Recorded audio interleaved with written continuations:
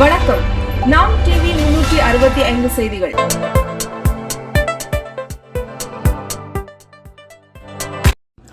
அனைவருக்கும் வணக்கம். ஏப்ரல் 1 முதல் நாடு முழுவதும் சற்று முன் மத்திய அரசு வெளியிட்டுள்ள 2 மகிழ்ச்சியான அறிவிப்பு பற்றி தான் நம்ம இந்த வீடியோவில் டீட்டெயிலாக பார்க்க போகிறோம். ஸோ முடிந்த அளவுக்கு இந்த வீடியோவை ஸ்கிப் பண்ணாமல் முழுமையாக பாருங்கள்.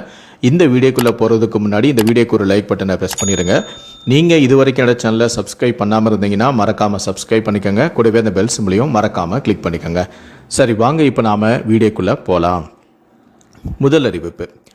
கோடை காலத்தில் நிலவக்கூடிய கடும் வெப்ப அலைகளின் போது மக்கள் ரேஷன் கடைகளில் நீண்ட வரிசையில் நின்று சிரமப்படுவதை தவிர்க்கவும் உணவு பற்றாக்குறை ஏற்படாமல் இருப்பதை உறுதி செய்யவும் மத்திய அரசு தற்போது ஒரு திட்டத்தை கொண்டு வந்துள்ளது. அதாவது ஏப்ரல் மாதத்தில் இருந்து 3 மாதங்களுக்கு ஏப்ரல், மே, ஜூன் தேவையான ரேஷன் பொருட்கள் ஒரே தவணையாக வழங்கப்பட உள்ளன. கோதுமை கொள்முதல் தொடங்க உள்ளதால் மத்திய அரசின் கிடங்குகளில் உள்ள பழைய இருப்புகளை காலி செய்ய இந்த நடவடிக்கை எடுக்கப்பட்டுள்ளது என தகவல்கள் வெளியாகியுள்ளது. அதேபோல ரேஷன் கார்டில் பெயர் உள்ளவர்கள் தங்களுடைய கைவிரல் ரேகையை கட்டாயம் பதிவு செய்ய வேண்டும் எனவும், அப்படி செய்யாத பட்சத்தில் அடுத்தடுத்த மாதங்களில் இலவச அரிசி மற்றும் இதர பொருட்கள் வழங்கப்படாது என்றும் கூட்டுறவுத்துறை வட்டாரங்களும் தெரிவிக்கின்றன. இரண்டாவது அறிவிப்பு. எரிசக்தி தட்டுப்பாட்டை தவிர்க்க அவசர கால நடவடிக்கையாக அடுத்த 60 நாட்களுக்கு ரேஷன் கடைகள் மூலம் மீண்டும் மண்ணெண்ணெயை வழங்க மத்திய அரசு உத்தரவிட்டுள்ளது.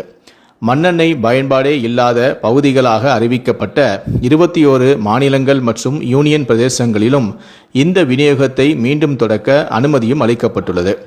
கூடுதலாக ஒவ்வொரு மாவட்டத்திலும் மாநில அரசால் அடையாளம் காணப்படும் 2 பொதுத்துறை பெட்ரோல் பங்குகளில் நேரடியாக பொதுமக்கள் இதனை பெற்றுக்கொள்ளவும் வழிவகை செய்யப்பட்டுள்ளது. மேலும் எண்ணெய் சந்தைப்படுத்தும் நிறுவனங்களுக்கான விதிமுறைகளிலும் தற்காலிக தளர்வுகளும் அறிவிக்கப்பட்டுள்ளன.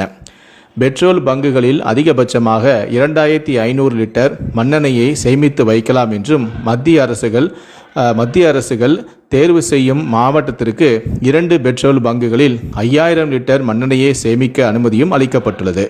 பொதுமக்களுக்கு தேவையான எரிபொருள் கிடைப்பதை உறுதி செய்ய மத்திய அரசு இந்த அதிரடியான நடவடிக்கையை எடுத்துள்ளது.